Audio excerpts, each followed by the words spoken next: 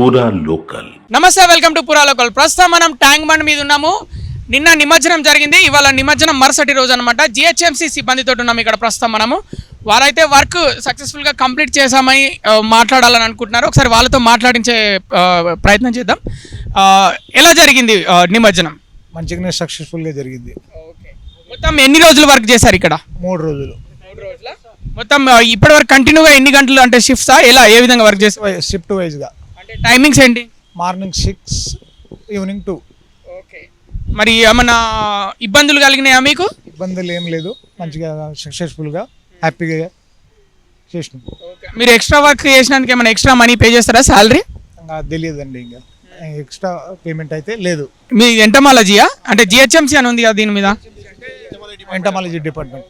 Entomology సంబంధించి అంటే ఏంటి వర్క్ ఏంటి మీది? అంటే దోమల గురించి, దోమల నివారణ.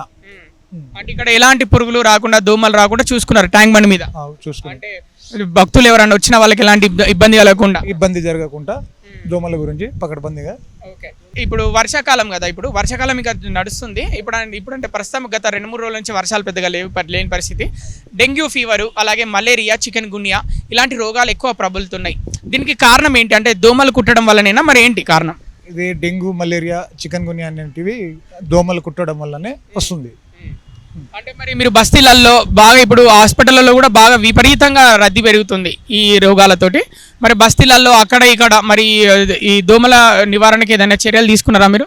తీసుకున్నామండి. మేము డోర్ టు డోర్ వెళ్ళి సోర్సెస్ ఎక్కడ ఉన్నాయి, దోమల పాయింట్ ఎక్కడ ఉంది అది కనుక్కోవడం, పిచికారీ చేయడం, కెమికల్ చల్లడం అలాంటివి చేస్తుంటాం అన్నమాట.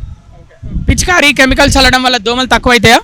అంటే యాంటీ లార్వా ఆపరేషన్, అంటే అది మన దోమ అది లార్వా దశలనే మేము నిర్మూలిస్తాం అన్నమాట. దోమ పెరగకుండా పెరగకుండా. అసలు దోమ వల్లనే ఎందుకు జ్వరాలు వచ్చే అవకాశం ఉంటుంది? అంటే మీరు ఎంటమాలజీ డిపార్ట్మెంట్ అంటున్నారు కదా, అందుకే అడుగుతున్నా. దోమ వల్ల ఎందుకంటే అది ఇప్పుడు ఒకరికి కుట్టి మళ్ళీ ఇంకొకరికి కుడుతుంటే అది స్ప్రెడ్ అవుతుంది అన్నమాట. అది డెంగ్యూ అనేది ఒకరికి కుట్టి మళ్ళీ ఇంకొకరికి అది కుట్టడం వల్ల డెంగ్యూ అనేది వస్తుంటుంది, స్ప్రెడ్ అవుతుంది అన్నమాట. ఈ మధ్య మన కేసులు బాగా పెరిగినట్టు అనిపిస్తుందా మీకు? గత 2 నెలలుగా పెరిగినాయి, బాగానే పెరిగినాయి కేసులు. మేము కూడా బాగానే కష్టపడుతున్నాం, డోర్ టు డోర్ వెళ్తాం, దోమలు ఉత్పత్తి కాకుండా చూస్తాం అన్నమాట. వర్షాకాలం తక్కువైనాక ఏమైనా తగ్గే అవకాశం ఉందా, మలేరియా, డెంగ్యూ ఇవన్నీ? అంటే స్టాగ్నేషన్ వాటర్, అంటే ఇప్పుడు అంటే వర్షం తగ్గితే ఆటోమేటిక్ దోమలు అనేది తగ్గిపోతాయి అన్నమాట. లార్వా ఫామ్ కాదు.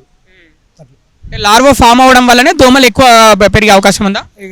లార్వా ఫామ్ అయితేనే దోమలు బయటకు వెళ్తాయి అన్నమాట. లార్వా నుంచి దోమలు బయటకు వెళ్తాయి. మరి ఇప్పుడు చలికాలంలో కూడా దోమలు ఉంటాయా మరి ఎక్కువ? తగ్గుతాయి అన్నమాట. ఎందుకంటే స్టాగ్నేషన్ వాటర్ ఎక్కడైతే ఉంటుందో అక్కడనే లార్వా ఫామ్ అవుతుంది. కాబట్టి ఇప్పుడు వర్షాలు ఎక్కువ రాకుంటే అది ఫామ్ కావడానికి అవకాశం ఉండదు అన్నమాట. గత కొన్ని రోజులుగా వర్షం లేదు కాబట్టి ఇప్పుడు ఓకే, ఊపిరి పీల్చుకున్నట్టేనా అంటే ఈ రోగాల నుంచి? వర్షాలు తగ్గితే ఇంకా కొంచెం తగ్గినట్టే లెక్క.